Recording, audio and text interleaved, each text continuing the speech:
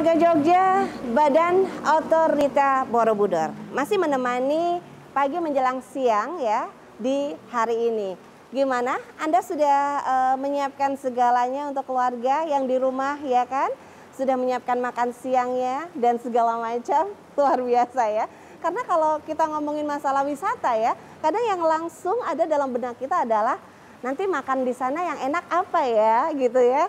Bu Indah, iya benar kayak gitu nggak Bu? Benar banget ya. Nah ternyata Badan Otorita Borobudur ini yang tadi sudah dijelaskan ya, yang kita taunya karena ada Borobudurnya kita taunya cuma candi doang ya Bu ya. Iya. Tapi ternyata semua wisata, destinasi wisata itu semuanya terkoordinir dalam Badan Otorita Borobudur ini dengan wonderful Indonesianya yang selalu terus digalakan gitu.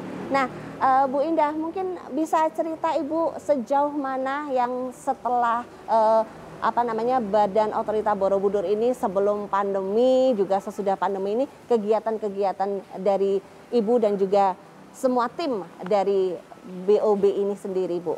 Ya, kami sebagai pekerja pariwisata ya, tentu kalender itu sebetulnya paling senang kalau kalendernya merah. Wow.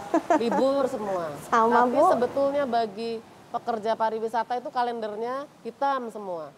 Jadi kalau Kerja orang terus lagi soalnya libur, kalau orang lagi kerja, kita kerja.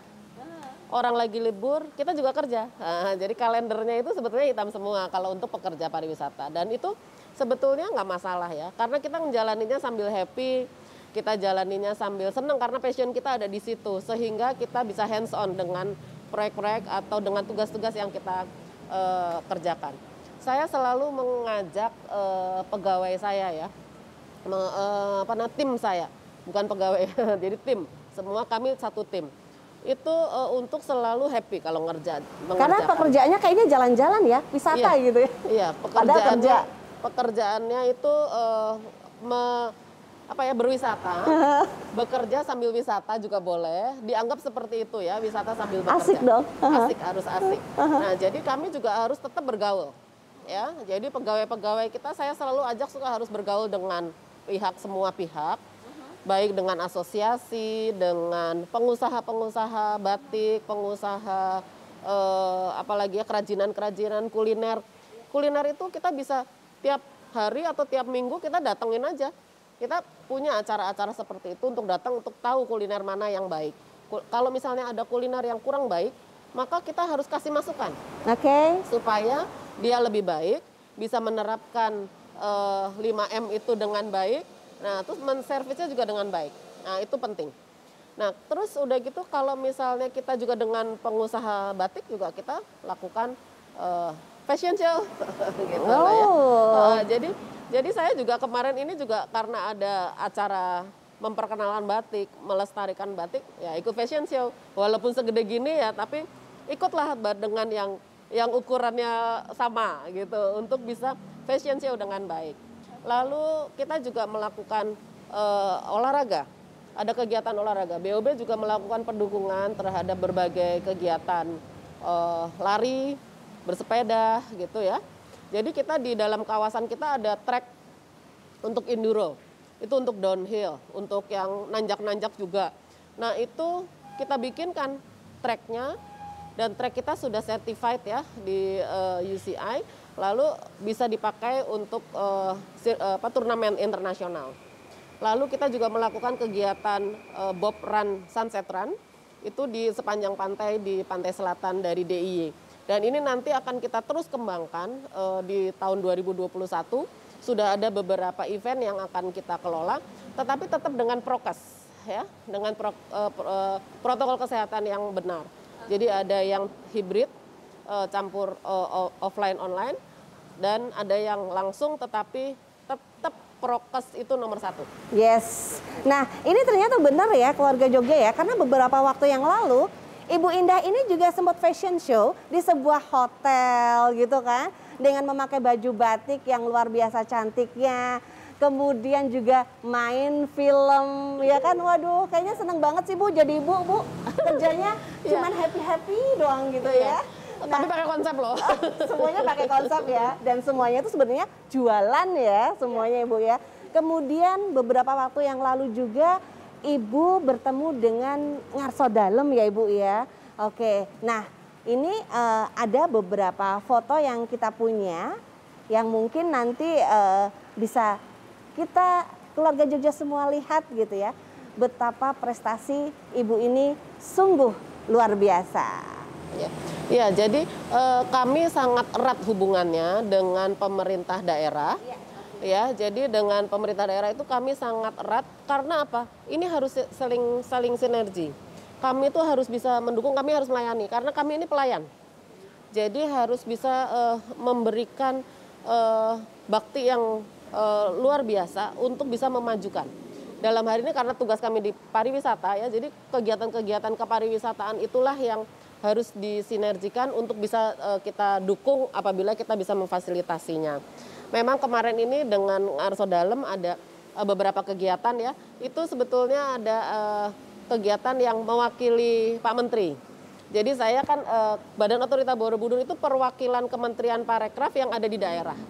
Jadi kami berkewajiban untuk kalau misalnya ada yang harus kita wakili di sini ya memang kita mewakili dan kita melakukan pendukungan di semua kegiatan tersebut. Jadi itu saya bangga sekali waktu itu. Waduh, luar biasa. Senang banget ya. Berarti sekarang Ibu sering dong mengadakan webinar dengan Bapak Sandiaga Uno?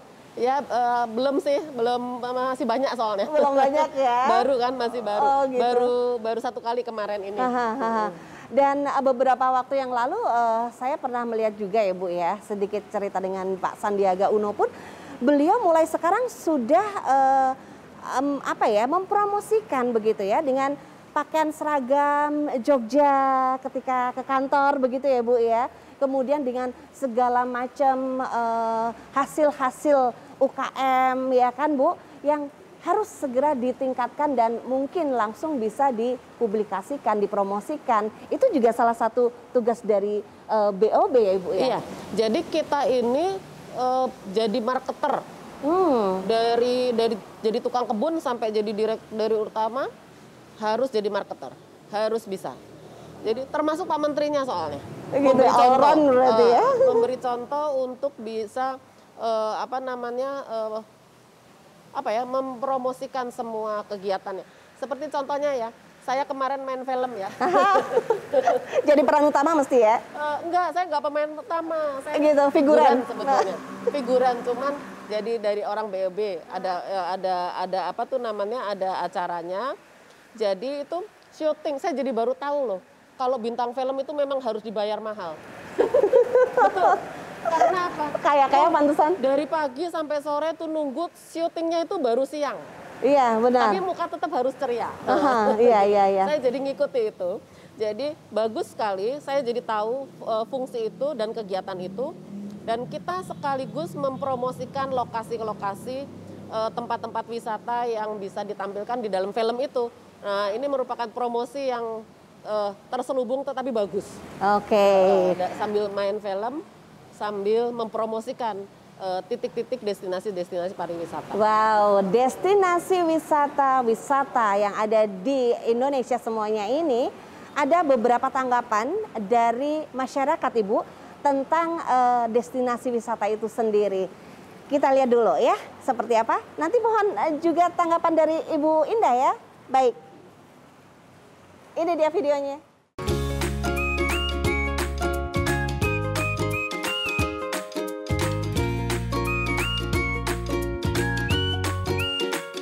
Kalau untuk destinasi terbaik di Jogja itu pastinya Malioboro karena kan banyak pengunjung lokal maupun dari luar Jogja itu juga ke Malioboro.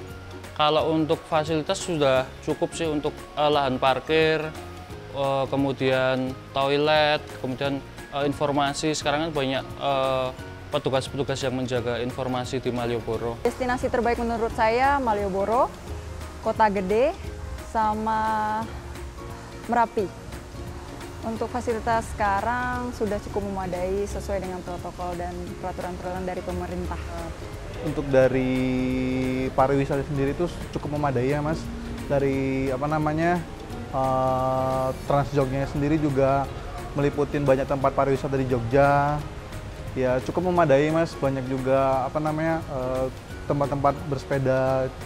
Sekarang di kota Jogja lebih jauh berkembang karena sekarang adanya Trans Jogja, sehingga kita bisa kemanapun dengan mudah dan juga terjangkau. Oke, itu tadi Ibu, kita lihat video ya yang luar biasa sekali. Ternyata memang kita semuanya butuh dan sangat butuh gitu ya, yang namanya wisata. Nah, sekarang Ibu Indah sendiri mungkin ada tanggapan gitu ya dengan mereka-mereka yang mungkin berceritalah tentang wisata di Indonesia itu sendiri. Iya, khususnya di daerah istimewa Yogyakarta dan Jawa Tengah ya. Jadi di sini tuh begitu banyak destinasi. Tetapi karena sedang masih ditahan dulu ya, supaya jangan brawl gitu loh, nanti bahaya. Kita bagaimana caranya sesuai aturan, ikuti 5M dulu. Jangan berpergian, jangan berkerumun, itu kayaknya lebih baik. Bukan lebih baik, itu yang paling aman. Ya, di samping prokes yang 3. Nah, bagaimana sih supaya kita tetap bisa berwisata ya? Virtual itu banyak sekarang. Jadi kita malah justru bisa menjelajah kemana-mana, bisa tahu ada di mana-mana ada. Kalaupun misalnya pengen ke satu tempat, pilihlah di tempat yang terbuka dan jaga jarak. Betul-betul. Tetapi ini adalah tidak terlalu disarankan karena apa? Bagaimana caranya supaya kita jauhi kerumunan. Ya, itu nomor 1. Karena apa? Kita berdekatan itu pasti sering luput dengan masker ini. Sambil makan, ngobrol, ketawa-ketawa, ada droplet yang lewat. Nah, ini sangat membahayakan.